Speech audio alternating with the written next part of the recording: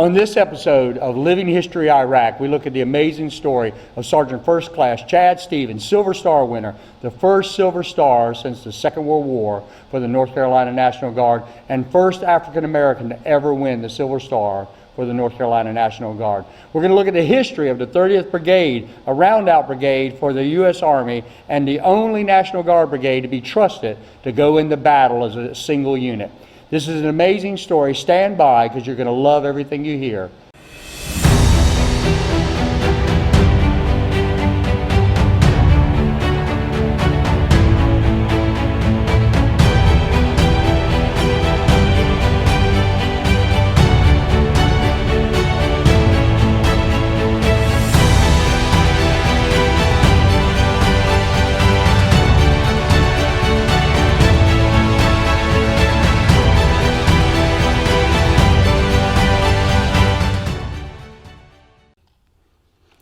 Thanks so much for joining us today for Living History Iraq as we delve into the story of Sergeant First Class Chad Stevens, the first Silver Star for the North Carolina National Guard since World War II. Also, the first African American in North Carolina National Guard history to win the Silver Star. What an amazing story. And this interview, I'm excited about it. I know you guys are as well, because he's one of my heroes. I remember reading his story years ago, and so I'm so excited to have him here with us today. Sergeant Stevens, thanks so much for being with us today. Thank you. Thank you. Yes, sir. If you don't mind, I want to go back, and I want to take our audience into no one starts out to be a hero. That's right. How did you get there? So take us through, when did you join the Army? Let's go back to your early upbringing. Where did you grow up at? I grew up in Como, North Carolina, on a farm in Como, North Carolina. A farm in Como, Yes, North sir. Carolina. Yes. So give our audience a little idea. What was Como like? Well, Como is basic country. There's I think the closest place to us was Franklin, Virginia. It was probably about 25 minutes away. And we grew up there on the farm. Everything we needed was on the farm. We go to the store maybe every now and then when I was a little boy.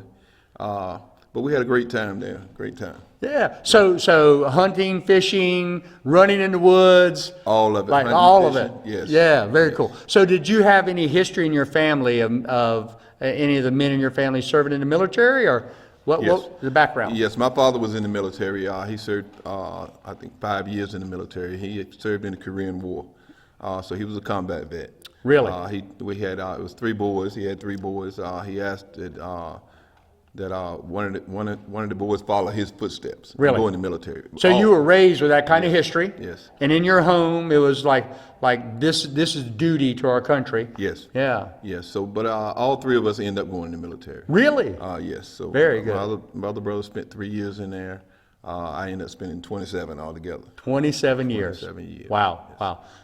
Yeah. Truly amazing story. So, of the 3 brothers, where do you fall in the birth order? Are you the baby, the oldest? No, I'm the middle. You're I'm the middle yes. son. I got a younger brother and an older brother. Yes. Okay. Yes. So just this little side note here. Did you get beat up a lot by the brothers, or how? Yeah, I got beat up. And when it came to getting anything, the younger one got everything, and I'm stuck in The baby got it, right? So I'm stuck Or the in older brother got That's it, right. but the middle kid, I he gets understand. left out, but we had a good time. We had a good family. Grew up together, had a good life, so can't complain. Yeah, very good. So tell us about how you ended up, your journey. Where did your journey of 27 years in the military, where did that journey begin? Tell us how that started. Well, when I was in the 11th grade, my 11th grade year in high school, my brother was already in Virginia National Guard in Franklin, Virginia. That unit was 111 Air Defense Artillery. And he had joined that unit, and I was in the 11th grade, and I talked to the recruiter. The recruiter said, "Hey, you can join while you're in the 11th grade," and I said, "Okay." So I signed up and went to weekend drills, one weekend out of a month, and I loved it. I ended up graduating high school. When I graduated high school, I went to basic training. I graduated in '86. I went to basic training. After basic training, I came back, and I wanted to go active duty. So I talked to the recruiter. The recruiter got me into take the test again, and I went active duty. Yeah. So the basic training for our viewers here. So the basic training is the first 8 weeks of your military service, and it's where you learn the basics of being a soldier. You've all seen the videos. You get the haircut, you get the shots, you get the uniforms, and then they teach you how to walk. They teach you how to talk. They teach you how to do everything. So now. But there's also something called AIT, Advanced Individual Training. That's right. So tell us about that initial training coming in. Well, my initial training when I first went in, I was communications. I was a combat, what they call a combat signaler. So what I did was set up communications on the battlefield and make sure everybody communicated. Radio, whether it was radios, telephones, wire lines, whatever. So you were high tech before it was cool. Yeah, that's right. That's right. That's right. So that's what I did when I first went in. So did they do that as an OJT there at the unit, or did they send you somewhere to get No, training I for went that? to Fort Gordon, Georgia. Fort Gordon, yeah, okay, yeah. So you go active duty, and you love that National Guard experience so much. You get done, you graduate high school, you go, no, I want to go do this. Yeah, Tell us a little bit about that. Okay, so I said I want to go do this, and I talked to a recruiter. The recruiter tested me again, and he said, "How soon do you want to leave?" I said, "As soon as possible." He said, "I can have you in Germany in 3 days." I said, "Let's go." So a little country boy coming from Como. I love it, yeah. Never been out of the United States. Flew straight to Germany. Wow. Got to Germany. It was a totally new experience, but I enjoyed every bit of it. Yeah. So what unit were you assigned to in Germany there?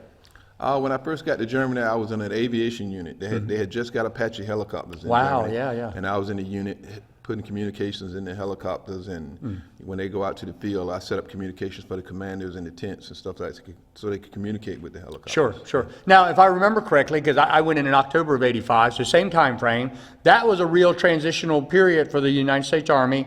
They were getting M1 Abrams, That's right. They were getting Bradleys, they were getting Apaches. So President Reagan at the time was really modernizing the U.S. Army, and it was beefing up and getting ready.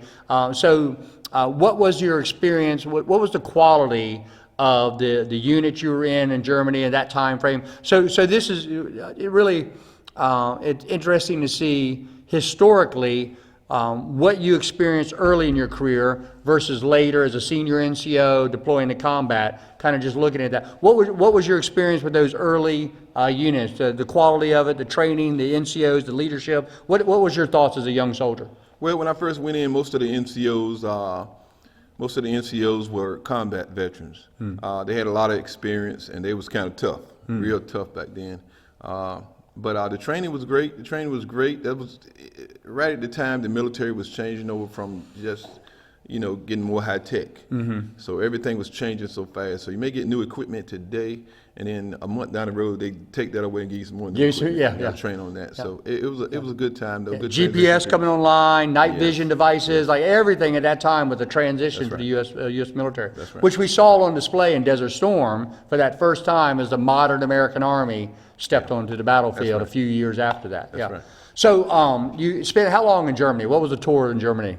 I spent almost 3 years over there in Germany. Okay. I left Germany. My first sergeant was Ranger, and he told me that he wanted me to go Ranger and Special Forces and all that. So I left Germany, went to Fort Benning, Georgia. Got to Fort Benning. I was supposed to The home of the infantry. That's right. Yeah. I was supposed to start Ranger school, but the war was starting in Iraq, 1991, and I think Fort Benning sent everybody they had. So I ended up stuck in a unit and sent to Iraq. Still as a communicator. Still in that MOS. Still as communicator. Yeah. Yes. So I went to Iraq in 91. I served there. Okay. I came back. When I came back to Fort Benning, I went through airborne school. And once I went through airborne school, I decided I wanted to do another tour overseas. So I went back to Germany. Really? Okay. Yes, I went back to Germany and done another 3 years in Germany. Okay. Yeah. And at that time when I left Germany, the military was downsizing. The war was over. They were downsizing. So they asked me they asked people to get out, to voluntarily get out. Sure. They paid them to get out. So they offered me Take some an early money. drop, I think they were calling They offered it. me some money, and I said, okay, I'll get out. Yeah. I got out and started working at a prison. I worked there for about 8 months. And after 8 months, the military called me one day. I was on the way to work. They said, we need you back. I said, what? They said, yeah, we need you back. Your expertise, we need it. So do you want to come back? I said, sure. So I went back in. I ended up signing back up, going right back in. So the back in, you went into, this is where you found yourself transitioning to the North Carolina National Guard? Yes, I went back to the North Carolina National Guard as AGR, Active Guard and Reserve. Okay. So I imagine they just found your name through our military records of those Right, being military recently records down- discharged? yes, that's right. Yeah, because you would, at that point, you would have still been in what they call the Individual Ready Reserve? Yes, well, I was still serving in a Husky National Guard as part-time, just one weekend. Okay. So you transitioned they out of knew me, active yeah. duty into a part-time Right, guard. that's right. But then they called you back to active duty in the guard. Yes, Gotcha. that's Okay. right, that's So let's go back. I want to go back for just for a minute for your what's now called the Gulf War. Right. To distinguish it from what later became the Global War on Terror or the Iraq War. Okay. So because it's interesting. So you're a veteran of both. So you ended up in the same theater of operations. That's right. A decade apart from each other. Yeah. Right. So you were part of the army that liberated Kuwait. That's right. Defeated the Iraqi army. Let's just take a few minutes to cover that. I don't want to just gloss over that time in your military service, Okay. because this would have been the first active deployment to a Right. combat zone. That's right. So take us through. You were E4, E5. Where were you at in your military service at this I time? was E4. I was actually a corporal. When I went to the Gulf War. I served. I got over there. Once I got over there, they sent me over there. They stopped their rapid going to Ranger School and all that, and they sent me over there. They sent me with a medical battalion, and my job was to protect the medics and doctors and nurses Sure, and all yeah. that was on the front line. Okay. So I still done the communications, but my main mission was to make sure they were safe and protected. So almost like a security force or Right, a that's QRF. You guys, they had put together a little security force for that medical detachment. Yeah. So that was my job over there. The whole time. And that, let me remember back. So you had just also completed airborne school at that time. Is that correct? Were you able to have done airborne school at that time, or did you do it after the Gulf War? No, I did airborne school after the Gulf War. Okay, I Right, got you. after the Okay, Gulf all right. War. So what was your experience then? And did you ever think that you'd find yourself back in that theater again? No, matter of fact, I was 21 years old then, and once I went through it, I said, man, this is tough, and I said, I hope I don't have to come back over here anymore. Right. But as time went on, I ended up back there. Wasn't a problem. I was used to it though. So Yeah, you're just a soldier and you're going to do what you're That's right, told, do right? what you're told, that's yeah, right. you're going to ruck up and move out. Yes. Yeah, amen. So, so you come back, you're now in the North Carolina National Guard, Right. in Husky, North Carolina? Yes. In Husky, North Carolina. What was the state of the Guard at that time with the active duty forces had downgraded significantly? It was after the Gulf War. Budgets had been shortened. If I remember the time frame, we had a real, I think, what do they call it? Early retirement was taking right. place. That's right. They were gutting the forces. Yes. So what was the condition that you found after all those years of active duty, where you were really just a hard charger, combat vet now? What did you find the condition of the National Guard when you got to it? Was the training level, the equipment level, what did you find when you got there? Well, when I got there, the regular Army was downsizing, but they was giving a lot of the equipment to the Guard units. The Guard units had to be trained on equipment. I got there. When I got there, they had Bradleys in the Husky, Bradley fighting vehicles. And I had training on the Bradley fighting vehicle when I was in Germany. So that's why they called me back to come back to the unit as active duty to help train the soldiers. To on do the the ground. transition on the Right, equipment. right. Yeah. So but the training was good. The training was good. I think it was a big experience for the National Guard because National Guard hadn't been used to being ready to deploy to war or anything like that. They were just handling home theater stuff, storms and hurricanes. Well, that's a good. Let's transition for a minute and talk about that specifically about the unit you found yourself in, the 30th Brigade of the North Carolina National Guard. So historically, I would just want to talk about this before we jump back with Sergeant Stevens here. So if you know about the active duty and reserve component kind of separation, you have the active duty military, which is deployable at the president's orders at any time. You have reserve forces, which are still federal forces, and those are also at the behest of the president, can be called up at any time and deployed. but National Guard units which serve at the pleasure of their governor until such time that Congress authorizes the president to federalize them, and then they're called up. So historically, the active duty Army looks down on the National Guard. They don't play well together often, and the National Guard is accused of being ill-equipped and untrained and not ready. The difference is the 30th Brigade of the North Carolina National Guard. This unit was tagged early on to be what they called a roundout brigade for the 24th Infantry Division, which was a force in readiness for Germany deployment to NATO. Because of that, the North Carolina National Guard was getting updated equipment, updated training. In fact, they were the only National Guard brigade that was called up to do a rotation in Kosovo. So the active duty Army was trusting the North Carolina National Guard at a level that no other National Guard units were being trusted at. So the training and the equipment was at a different level than the average unit would have found that's the unit that Sergeant Stevens found himself in. And that's probably why the Army was looking for people like you to make sure this unit was well equipped and ready to go. Yeah. So let's talk about that a little bit. So the unit was a high-speed National Guard unit as far as that goes. Yes. You guys were being trusted with real-world deployments, non-combat but yet real-world deployments. Yes. How did that affect the mindset? Did you find a good quality and good caliber of soldier that really saw themselves as soldiers and not just these part-timers? What was the mindset? Because you guys had no idea the balloon was going to go up for 9/11. We had no idea this stuff was coming. So let's talk a little bit pre-9/11, that time that you found yourself 95 until 01, and we'll jump into that it changed everything. That's right. Right? Yes. So that time, those 6 years that you were in there, what were you finding as the mindset and the caliber of soldier there in the North Carolina National Guard? Well, I think when I first got to the Guard, the soldiers were used to just one weekend out of the month and just coming one weekend out of the month, doing a little training, going out to the field, doing a little training, and come home on Sunday, and they're done. That started to change drastically, whereas sometimes we had drills two or three times a month. We had soldiers where we had to pull them off their jobs and send them to training because they had to have the training. Right. Kind of like certification training you're talking about. Right. Okay. Yes. So all that started. And the transition period, I think the transition kind of helped the Guard weed out the soldiers that really didn't want to be in the Guard or were just in the Guard just to be in the Guard. Sure. So I think a paycheck. Yes. I think the transition period with all the training and all that helped the Guard to weed out the ones that didn't want to be in there. So that helped a lot.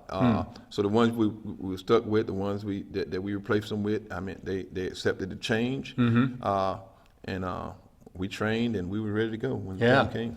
So you guys had done the Kosovo deployment in '99, I think I looked up. So 2 years before 9/11 kicks off, you'd done a real world deployment. The brigade, most of the brigade, had been able to do a real world deployment. So take us to that pivotal moment. I was in a hosky. I was standing in front of my TV the day the towers fell. Yes. I was home at lunch. I was on an early lunch from my work, and I was standing in front of the TV the day those towers fell. Talk us through that everything changed. And for everybody in uniform, they knew everything was changing. Yes. So talk us through that moment in American history. I can remember I was in Williamston, North Carolina, National Guard Armory there on the day the towers were hit. You were on duty that day? Yes, I was on duty. My wife called me on the phone and said, a plane hit the World Trade Center. And I said, what? I said, turn the TV on. So we turned the TV on. And right when we turned the TV on, that's when the second plane hit the tower. Yes. Oh, wow. I knew then that we was going to deploy. It wasn't an accident. Yes. You knew this was war. I knew then that we was going to deploy. Right.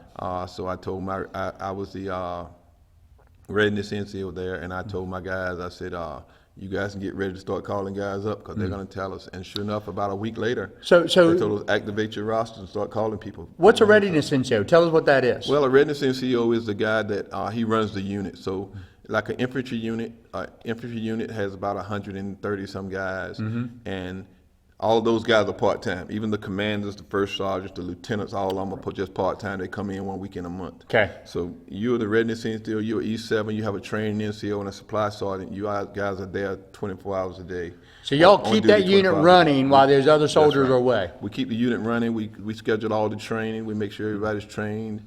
Everybody get to their schools. Everybody get medically fit and physically fit. We make sure all that happens. So you guys knew, like this moment, knew that it was getting ready to fall on your shoulders Yes, to yes, get we this knew. unit up and ready for Yes, war. Yes.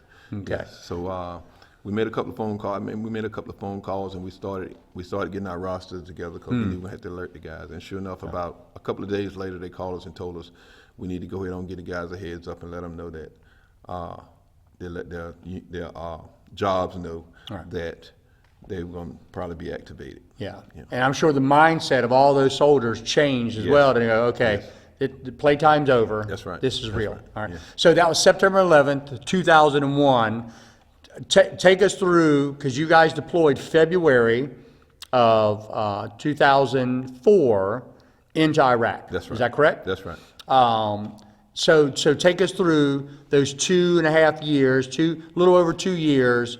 What was it? Just a crazy time of preparing? What did that look like for you guys? Yeah, it was kind of rough. We started out with the three of us at the unit, the readiness NCO, training NCO, and supply sergeant. We started ordering supplies, getting supplies ready, and going back and forth to Fort Bragg, making sure the vehicles were ready to go and stuff like that. And we had everything we needed. We slowly started bringing the commanders on, the lieutenants, and the first sergeant started bringing them on active duty first. Okay, they started getting federalized first. Right, that's right. So once we got them on duty and we got everything scheduled for the training for the troops, we started calling the troops in. Wow. Okay. So we got the troops there, and once we got the troops there, we made sure that everybody had the equipment that they needed, and we left out and done a year train up. We left out, went to, I think the first place we went to was Fort Stewart, Georgia. Took the Bradleys down there. We qualified with those, made sure everybody was qualified, knew what they was doing with those. We left there, went to Camp Blandon, Florida, where we had some training, interacting with the Iraqi people. Really? Yeah, they actually had Iraqis there and had a town set up just like in Iraq. So we That early in the war, they were already ready for that kind of training. Wow. Okay. So the Army was going high speed straight from the beginning. Yes. And we left there. We went to Camp Shelby, Mississippi. Okay. We done some more training there out there in Camp Shelby.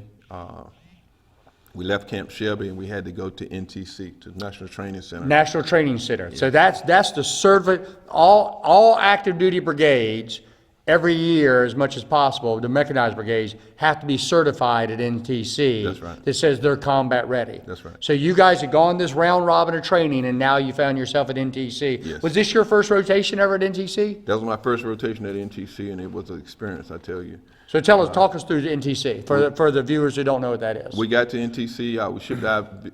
We had shipped our vehicles already to Iraq. We got to NTC. They gave us some Bradleys to use. We used those Bradleys that they had to train on. Wait a minute. Let me interrupt a minute. Your equipment had already shipped out. We had already shipped it, yes. Your equipment was already heading over there. Yes, sir. So you guys, there was no doubt at this point, Yes, you're going. that We're right. heading over. That's right. Okay. So we left. So the training took a seriousness. Yes. We got to NTC. As soon as we got there, I think we had one day we was there we had that downtime. And the next day we went out in what they call the box, that's going out into the desert, actually training. NTC is kind of intense environment. It trains you it certifies you basically to go to war. So you have to pass all the certifications and the toughness and all that. And you're outnumbered there by the enemy. They got actual troops out there that's the enemy. There's Army has units that stay there. That's right. And they train on that ground continuously to be the enemy. That's right. Against the units that come in. Yes, and most of the time at NTC you outnumbered 3-1. Wow. So it's 3 of them against 1 of you. Yeah. So you're outnumbered at all times.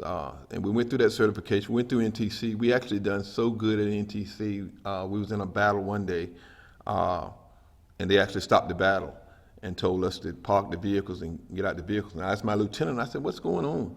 He said, I don't know. So we went over there. They said, somebody wanted to talk to you guys. And we had actually had a 3-star general that came out and shook me in the lieutenant's hand. He said, you guys done an excellent job. Get out of here. Yes, he said, you're one of the best units. A lieutenant general Yes, he said, took time to talk Yes. to a Flew in on a platoon helicopter. sergeant Yes. and a lieutenant. Yes. Wow. And he talked to all the guys, told them they done an excellent job. Yeah. And they're one of the best units that ever come through there. Wow. So all the guys were excited. They was excited that we had done a good job and Yeah. all that. Yeah. And I knew in the back of my mind then, I said, "Phew, you do a good job here. That means they're going to put you in the rough spot when you get over That's there." right. Right. Yeah, yeah. So Sergeant, do you mind? I want to jump in here, guys, for a little bit of historic tidbit, because this is the real experience, but there's a larger history to this. As I said at the beginning of this interview, the North Carolina National Guard's 30th Brigade was the only and the first National Guard brigade that was allowed to go into combat as an individual unit under its own commanders and given its own section of the country to patrol and to engage the enemy. And it was because of the quality of the training and the NCOs and the officers and what they were doing. And I actually found an article from Army Times saying that y'all guys smoked it at NTC. Yes. At the time, even the Army Times had noted that the North Carolina National Guard had absolutely just killed it at NTC and were given thumbs up by the United States Army to go.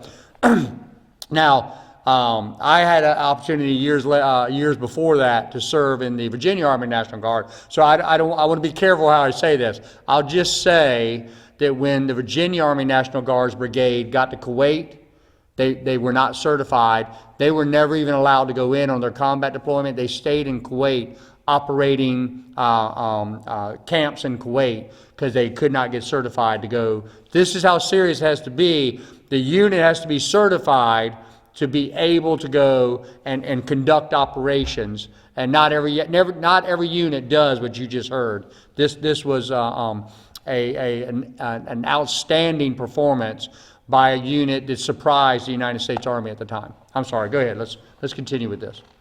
Okay, so we got through NTC. Once we got through NTC, we came back to Fort Bragg. We stayed at Fort Bragg for a couple of weeks, and then we shipped to Iraq. Were you guys getting any leave time? Were they allowing you to engage your families, or? No, they gave us 3 days before we went to Iraq. They gave us 3 days. I think a couple of companies within the brigade, a battalion, they allowed their family members to come down to Fort Bragg to visit with them. Yeah. But my company commander wouldn't let us do it. He told us we were going to train every day. So we trained every day. Our families, we didn't see our families while we were there. When we got ready to go to Iraq, we got 3 days off. Wow. And we spent 3 days with our families. Wow. Then we came back and shipped out. So, and we're going to get into this here in a moment, because this is it was an extremely unique time in the Iraq War. Everything was changing. The global war on terror was shifting completely. So it's all in the news every day, without just, without laying your family bare here. Can you share a little bit the emotional side, the human story of what it was like to go home and hug your family that last time before you took off, and you knew y'all were going to war? There was no doubt about it at this point. It was really emotional for me because I had been over there and I had seen guys, that went over there and didn't come back. Right. So it was kind of emotional for me. I had talked to my wife about it and told her, the first time I went to Iraq, I was a private. I just done what I was told. Yep. Now I'm getting ready to go back. I'm an infantry platoon sergeant. Right. And I'm going to lead guys in And battle. we're going to talk about that in a minute. I'm going to lead guys in battle. So, Right. So it was kind of tough for me, but I promised her that I would do everything I could in my mind to In get your back. power to come home. to get home. Yeah. So I did. I did Yeah. everything I could and try to for me and my guys try to get back here. You weren't that young soldier anymore. That's right. It's 10 years later. Yeah. You're in charge. Talk to us about what a mechanized infantry platoon looks like for a minute. Just tell us the equipment, the size of the unit. For you guys that don't know, so in the Army, the platoon sergeant really runs everything. The lieutenant's usually about 22 to 23 years old. He's fresh out of school, and the platoon sergeant lets him think he runs stuff. And so it's kind of a mom-dad relationship. As y'all know, so the platoon sergeant is mom, And everybody really answers to him, but he lets Dad thinks he runs the Yeah, family, that's right. right? That's right. And so and I remember being a young soldier, and men like this, those sergeant first class, particularly one that had a combat patch on at this time. All those other troops are looking up at him. He's the platoon daddy. He's the war daddy. They are gods in that little world. So talk us through. Tell us what an infantry platoon looked like at that time. What were you in charge of? What was under your care? Okay, an infantry platoon consists of we was mechanized infantry. We had each platoon had 4 Bradleys. 4 Bradleys. Four okay. Bradley fighting vehicles. Those 4 Bradley vehicles were manned by a commander of the vehicle, a gunner, and a driver. Okay. They run that vehicle. They're like the permanent crew to stay on the vehicle. They run that vehicle. That's Okay. their home. They live in there, fight in there, everything. Right. Sleep in there, everything. So in each one of those vehicles, you have 6 to 7 infantry guys in the back of it. They're the guys that they sit in the back, they ride, and when you go into battle, you drive them into the fight, and then you drop the ramp. They dismount and fight their way back out. Drop the ramp. Tell us about what are we looking at here on Okay, that? so the Bradley fighting vehicle has a ramp on the back. The back opens up, and it has bench seats in it. You got 3 guys on this side, 3 on this side, basically. Once the ramp comes down, they come out. And So then the these ramp- guys come out of the they come out vehicle, fighting. ready to engage the Right. enemy. That's right. Yeah. Okay. Yeah. So that's basically a platoon. A platoon is probably about 43 guys. Okay. Yeah. All right. And so you have a lieutenant who's platoon leader, and then you have the platoon sergeant. That's right. Which basically cares for the men. Right. So you have 4 vehicles. The platoon sergeant is the commander of his vehicle, and he has his wingman with him. Okay. And then the lieutenant is the commander of his vehicle, and he has a wingman with him. So whenever we operate separate from each other, we send 2 Bradleys this way, 2 this way. You always have somebody with you to watch Gotcha. your back. Yeah. Okay. So and then when the soldiers would come out, who would be in charge of them? When the soldiers come out on the ground, most of the time the lieutenant is. The lieutenant, I stay with the vehicle and control the firepower from the vehicle. Okay. The lieutenant comes out with the soldiers. However, if the lieutenant can't come out with the soldiers, then I come out and take command Okay. of the soldiers. Yeah. And then each of the groups in the back had a leader, a squad leader with them. That's right. Squad leader. Each squad had a squad leader. You got like a 9-man squad. That squad had a squad leader. Each squad was broke down into teams, so you could separate them teams. So you had A team leader and B team Okay. leader. Yeah. So in the same way that the Bradley vehicles had a wingman that could cover them, the squad, the men that got out, they had 2 teams that could cover each other as they moved as well. Yes. Yeah. So talk to us a little bit about the equipment on the Bradley, the firepower. What kind of vehicle was this? Well, the Bradley is equipped with a 25 millimeter Bushmaster gun. And that's like a cannon. Yes, like a cannon. And Yeah. it'll probably shoot. I don't want to get the specifics, but right good distance, probably about 2 miles out, you can hit something. Wow. Dead center. It also has a 7.62 coax machine gun on it, and that'll shoot about 300 rounds per minute. And it has capability to shoot flares to defend itself. That's pretty much it. Yeah. So a lot of firepower. Yeah, it has a lot of power. Heavily armored vehicle? Heavily armored, yes. Okay. Yes. So, and I want to get into, because I know that on the June 24th battle, that the vehicles were being engaged by enemy rocket-propelled grenades. And so we're definitely going to get into that and how your equipment held up and you guys, what you dealt with that day. So you went home 3 days, an emotional time. You're now, you're an old salt. You're a platoon sergeant. Tell us about actually deploying and how does your emotions change? How do you get your soldiers ready? What's it look like to go from stateside to rolling into Iraq? Take us through that time. Okay, so we left Fort Bragg. We flew out. Once we flew out, we got to Iraq. We got to Iraq. The first thing we had to do was get to soldiers keep them hydrated, because the temperatures over there during the day was about 130 degrees. 130 degrees. Yes. By 9, 10 o'clock, it's 130 degrees, and it may drop to about 80 degrees in the afternoon. Wow. So we had to make sure the soldiers drank water. It was a different environment. They came from here where the humidity made them sweat, so they knew they needed to drink water, to over there where they didn't sweat because it was dry heat and the sweat just dried up as soon as it come off the skin. So most people didn't know to drink water. There was no indicator that I'm getting dehydrated here, that's right? That's right. By the time you know you get dehydrated, it's too late. It's too late, yeah. Yeah. So that was our main thing when we first got there. We got our Bradleys off the ship. Once we got those off the ship, we started putting armor on, reactive armor. The reactive armor is actually explosives that bolts to the vehicle, outside of the vehicle. So when a rocket, Explosives that are bolted to the vehicle. big panels of explosives, you bolt it to the outside of the vehicle. So when a rocket hits the side of the vehicle, it'll knock it back out. It won't come through where you. So it will kind of counter explode against the rockets that hit it. Exactly. Yeah. Okay. Exactly. So we got all that bolted on. We got all our ammunition, explosives, and stuff, loaded the guns, got everything going. We actually went to the ranges and zeroed all our guns, made sure everything was zeroed. This was happening in Kuwait? This was happening in Kuwait. Okay. Yeah. So the Army had a place where units like yours come, so the soldiers meet the equipment. Right. You get the equipment prepped and ready, and then get everything zeroed and ready to roll. That's right. I would imagine at this time, from the most senior to the lowest privates, everybody's mindset's changing. Yes. Everything now is serious. You got to wear your body armor 24 hours a day. You're uploaded with ammunition, you're ready to go 24 hours a day. So everybody's mindset was everything was serious from this point on. We knew what was going to happen. So this is something I want to cover with you guys to set the stage for what was going on here. So this is the first rotation after the invasion of Iraq. So we have all the units that had invaded Iraq in the spring of '03 were now ending their tour, and there was a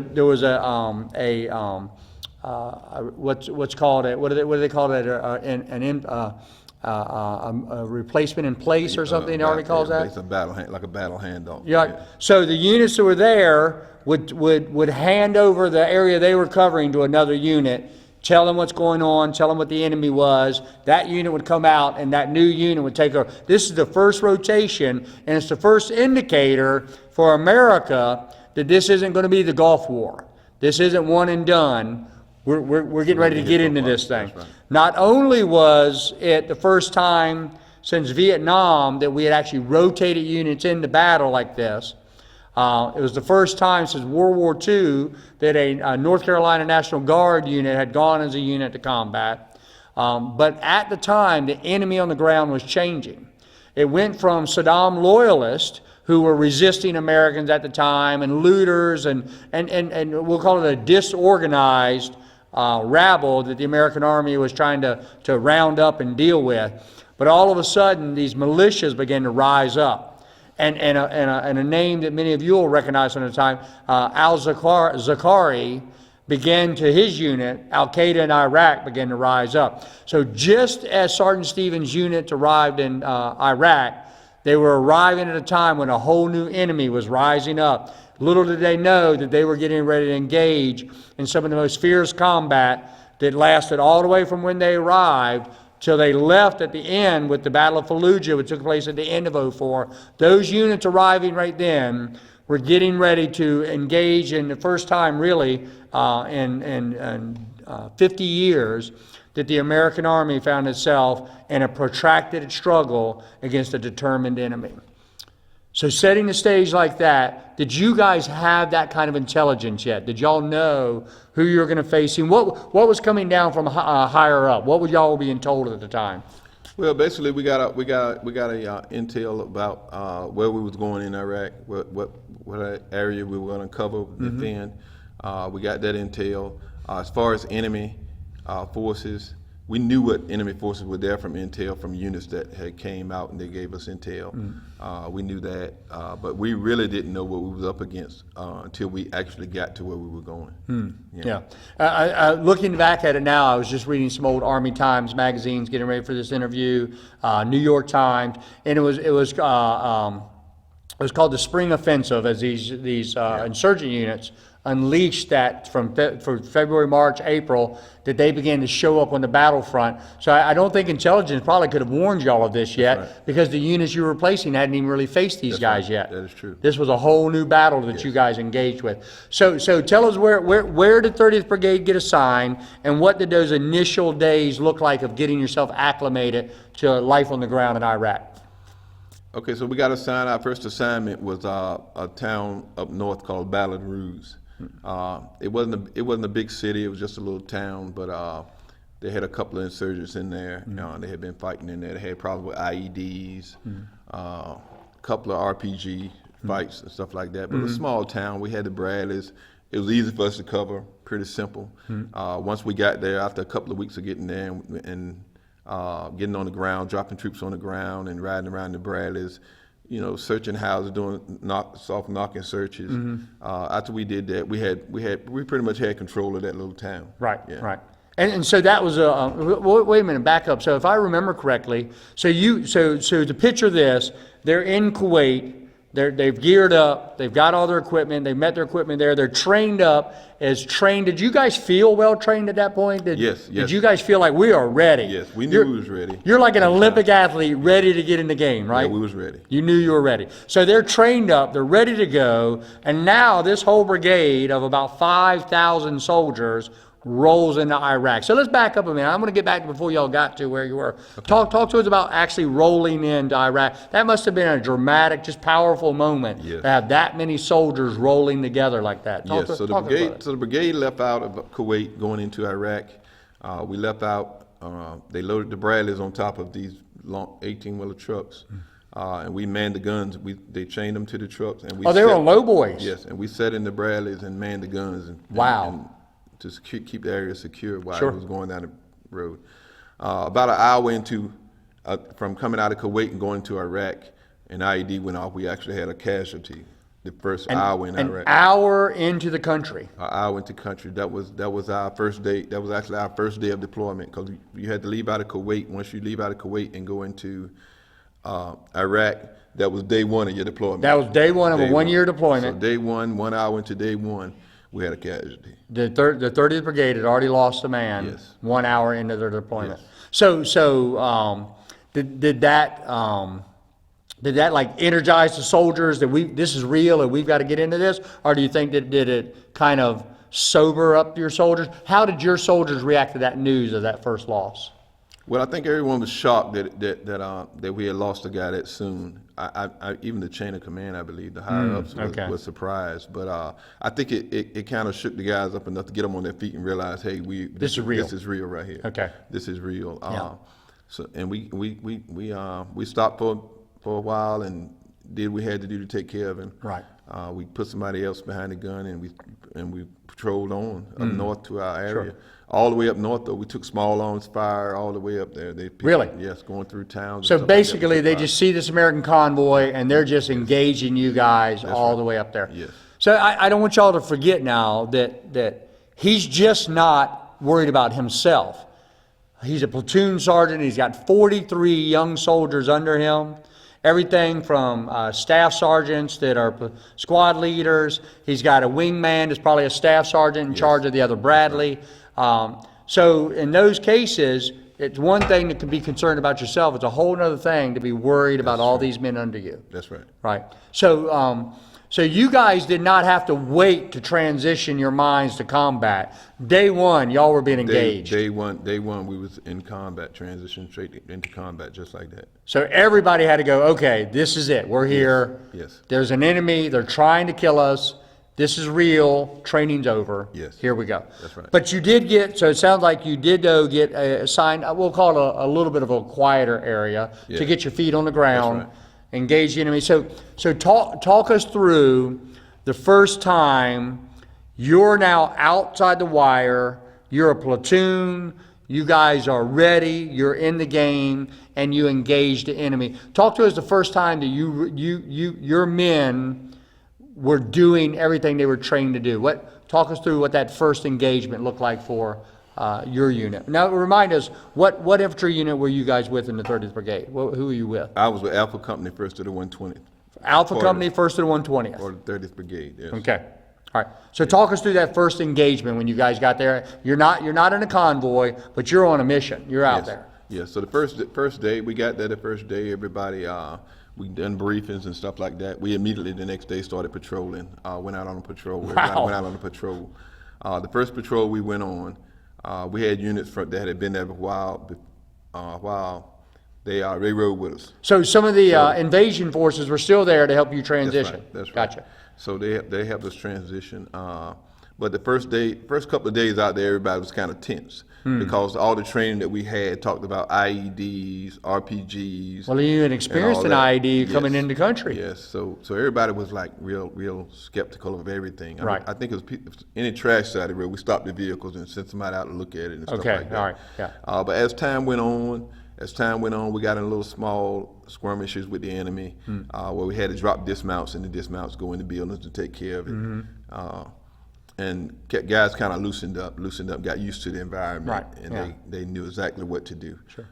So it took, I think it took about maybe 2 or 3 weeks before we actually got in the mindset of, hey, this is how we're gonna handle this deployment when we're out in the cities dealing with people. Yeah. But it was an experience, I tell So you. literally, that you were watching your guys transition from peacetime mindset to veterans. Yes. As they go, okay, every corner's not going to kill us, but we need to, this is serious. Yes. But we can do this. We're trained, we're ready, and we can do this. And you watched them becoming veterans right before your eyes. That's right. That's Yeah. right. Yeah. So, what was the assignments that you guys began to take on? What did it look like through that spring offensive as these new enemy forces began to arrive and really shock the coalition forces? As I was reading that in April, so you guys got there in February.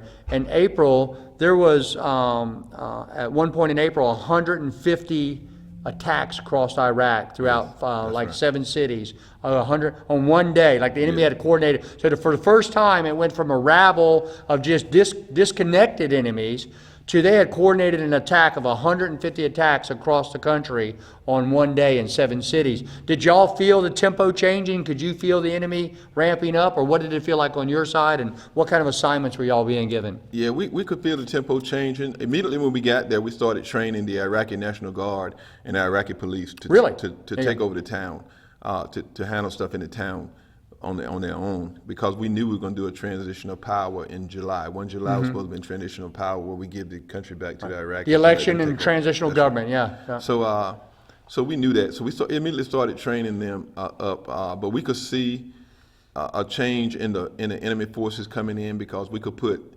the Iraqi National Guard out on patrol on checkpoints at night, and sometimes they would attack them and they'd kill some of them. So the insurgents knew to go after Yes, they knew these to go after untrained them. Iraqi Yes, forces. That's right. But we solved that problem by we would take the Bradleys out to the checkpoints at night, and we'd sleep in the Bradleys. We'd sit out there and sleep in the Bradleys, and our dismounts would patrol all night long to make sure nobody bothered them until they got trained. Giving enough. some backbone to those Iraqi Till forces. they got Yeah. trained enough to handle it on their own. Yeah. And that was real hard, because we ran missions all day, 3-4 hour missions all day. And then at night, once it started turning dark, we go out there and sit out there all night. Really? Yeah, to make sure that they So you guys were on a 24-hour op tempo. 24 hours a day, 7 days a week. Wow. That's right. Wow. Okay. So eventually that begins to wear on your forces. As a platoon sergeant, your job is to keep the morale up, Yeah, that's keep right. these guys taken care of. What was that looking like for the young privates and E4s? Was the morale going down, or what did that look like for you to keep things going? We didn't have too much problem with morale. You have little problems. The soldiers gonna be soldiers, Yeah. so you have little problems. But my guys were infantry. They were tough. They had good training before they went. The brigade gave them good training. The Army gave them everything they needed. Right. They knew they were infantry soldiers. They knew what they had to Drive do. on. They knew what they had to do, so they just kept going regardless. Yeah. So tell me about your as an older senior and NCO at that point. What was your I guess, admiration for these young soldiers at this point as you're watching them do everything that they're trained for? First time ever. Did you really at that time, were you able, was the combat and op tempo so much that you couldn't do this? Or were you able at the time to really appreciate that you guys were taking part in something historic and these young soldiers were taking part in something historic? Could you see it at that point No, yet? I don't think we could see it then.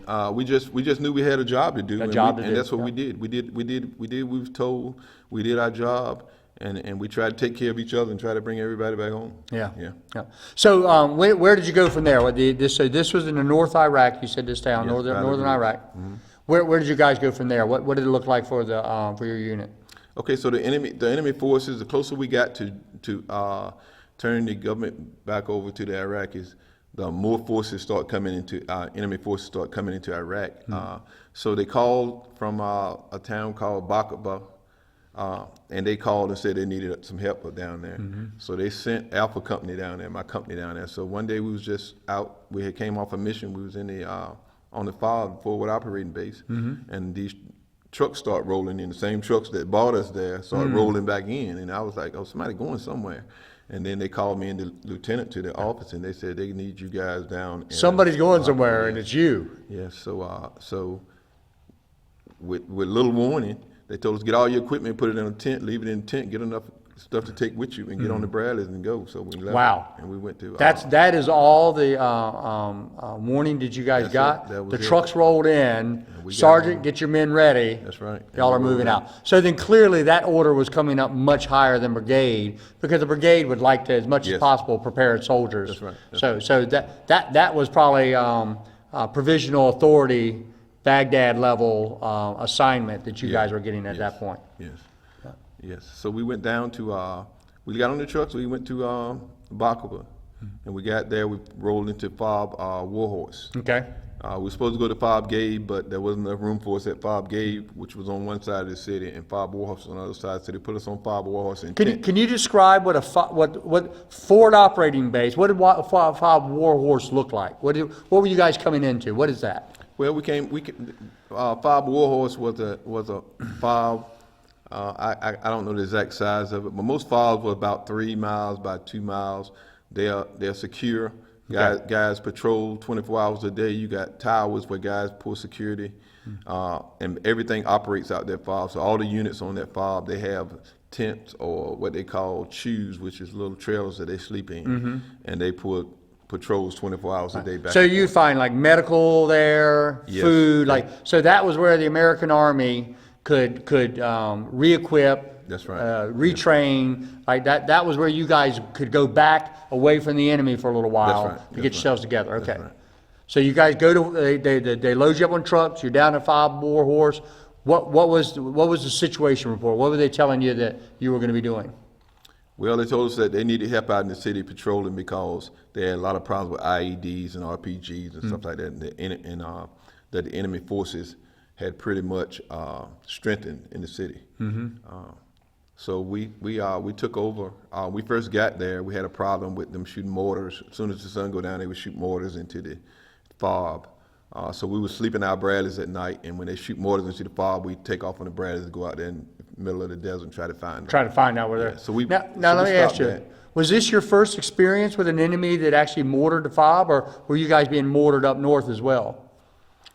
Well, we had a couple of mortar attacks up north, but not that many, maybe one or two. Okay. But as we got down to Baqubah, it just got worse. Everything got worse. So you knew you were at a different level of enemy here. Yes. Okay. Yes. Okay. Yeah. We would drive through the city, and guys would be on top of buildings with RPGs and stuff like that, threatening us. But they never shot at us right away. They didn't.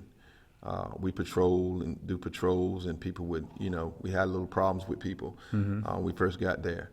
But every day you could see the situation getting worse and worse and worse. Okay. Yes. So the tension's building. Yes. For the Americans, for the Iraqis, for those militia forces. That's right. Tension's building. It's almost like it has to come to a head here, That's right? Yeah. And of course, we know it did come to a head for you guys, particularly for Alpha Company, 120th, and for your platoon, and specifically. So the the offensive that was being launched. There was just ahead of the elections that were coming. There was going to be a transition from the provisional authority, the American forces. Basically, Iraq up to that point had been under control of American military officers and diplomats. Now it was going to be turned back over to Iraqi forces or Iraqi politicians were going to, for the first time since the invasion, take back leading their own country. And so there was more than just the combat operations. There was a lot of political operations going on at that point. You had these militias that were rising up because you had Shia and Sunni forces maneuvering against each other for who was going to lead this government. And you had this new dynamic that was taking place was foreign fighters had begun to come in. Al-Qaeda in Iraq had now formed, and they were well trained, well funded. They were bringing in IEDs. They were the ones doing a little higher speed operations against the Americans. Everything was changing as this summer ramped up, as we were hearing Sergeant Stevens saying. So all of this was about to culminate, and the biggest battle that the North Carolina National Guard had been in almost 70 years. So you guys feel it. You can see it on the ground. It's ramping up. Yes. Did it stay just Alpha Company, or did more? What was the forces? Was the American forces ramping up for this, or was it just you guys still patrolling that area? Well, it was just us patrolling the area. We had some guys from Big Red 1, 1st Infantry Division. They had tanks and they would patrol. But Alpha Company did most of the patrolling in the city. Wow. Yeah, Okay. we tried to control the whole city. Yeah. So then would you go out as a whole company? Talk us through the patrols. What was going on? What did that look like? Well, we go out as platoon. We'd rotate as platoon. We do 4-hour shifts. So we go out as platoon. One platoon would go out for 4 hours, and then as that platoon was coming in, another platoon was passing you going out doing that 4 hours. And it was just constant, 24 hours a day. That was 24 hours a day? 24 hours a day, yes. So as soon as you get back, would you just tell your soldiers, just crash? Or like, how were you guys keeping up this tempo? Well, as soon as you get back to base, the first thing you got to do is do maintenance on your vehicle, make sure your vehicle is ready to go back out. In 4 hours. In 4 hours, you got to get ready to go back out. And then you got to make sure that you upload on ammo. You got to make sure your weapons are ready to go 24/7. So you got about 2 hours of that, and then you may get 2 hours of sleep. If you're a soldier, you might get 2 or 3 hours of sleep. If you're the lieutenant or the Platoon sergeant, then you probably went to briefings. You went to briefings to find out what went on out there in the city while you wasn't out there. Right. So that when you go back out there, you know what's out there. So if you're a platoon sergeant or a platoon leader, you probably got about an hour of sleep. So you're literally just catching a nap wherever you can. And you're right back up and you're going back out. Okay. So now on these patrols, were you guys expending ammunition as you were riding around, or were you guys holding fire mostly as you were patrolling the city? Well, we suspend ammunition. Most of it was just small arms, so we didn't have to use the main gun too much. What were the rules of engagement at this point? What was the American Army saying to you guys down at the platoon level? Basically, the rules of engagement was that you don't fire unless they fire on you. Really? Right. So they could stand there with an RPG on a roof, and if he didn't shoot it at you, you couldn't shoot at him? Well, if he had an RPG and he threatened us, then we could shoot. But most times, if he had an RPG, we would drop dismounts and they go get him. Okay. And we didn't really have a problem with the RPGs until close to around June, middle of June or something like that. We started having problems with RPGs. Guys want to fire at us and stuff like that, but it wasn't that bad. Just we had a lot of small arms, a lot of IEDs and stuff like that. Now, one of the articles I read leading up to this, I think it was the New York Times article, was saying that they began to the Al-Qaeda in Iraq began to actually fly their flags around the city. Yes. Were you guys seeing this ramp up as well? Yeah, we saw a couple of flags flying in Baqubah when we was there, but we didn't pay it any mind. We just because our mission was just patrol. Sure. Patrol basically. So right. So we didn't pay it too much mind, but yeah. Well, in the article was saying that this was for the Iraqi people to say to them, "We're here and we're going to chase the Americans out." Basically. Basically, Yeah, you're yeah, right. yeah. That's right. So it was a psychological operation. Yeah, that's But right. you guys saw that going on. So Yes. again, part of the ramping up of what was taking place. Okay. So take us into that day that resulted in the battle. It's called the First Battle of Baqubah. How did that day start for you guys, for your soldiers? Okay, we had been out patrol the day before. On the 23rd of June, we had been out patrolling all day. We had got briefed that we had to patrol all night because the enemy, that they knew more enemy forces was in the city. So that night, I got the first mission that night, late mission. My mission was from 11 o'clock, I think, to 3 in the morning. Wow. So we patrolled from 11 o'clock to 3 in the morning. We didn't see too much enemy stuff going on out there. Just little stuff where we had to do soft knocking searches, searching buildings and searching people or searching cars. And you had dropped the soldiers out the back Right, for that. that's right. The soldiers did that. So we came into base about 3 o'clock in the morning. As we came in, 3rd platoon went out. 3rd platoon passed us and went out. We briefed the lieutenants and platoon sergeant briefed each other briefly on the radio. I told them what was going on. They went out, and as they went out, they started patrolling. So about 6 o'clock in the morning, they had stopped at what they call Mufik traffic circle.